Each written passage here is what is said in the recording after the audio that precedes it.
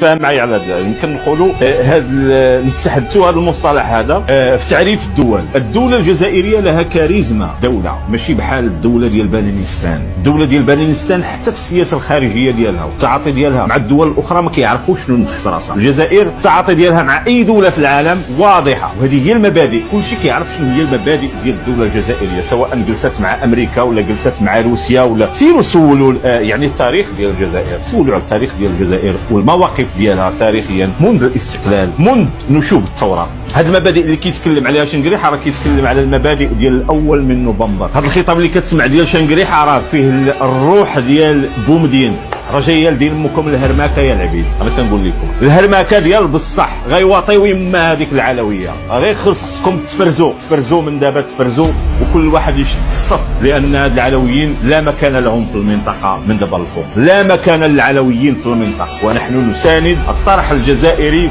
ويعني ونشهد تاريخيا على المكر والاتيان بالصهاينه لجانب يعني مجانبين او في على باب الجزائر فقط لاخافه يعني الشعب الجزائري والجيش الجزائري والدوله الجزائريه.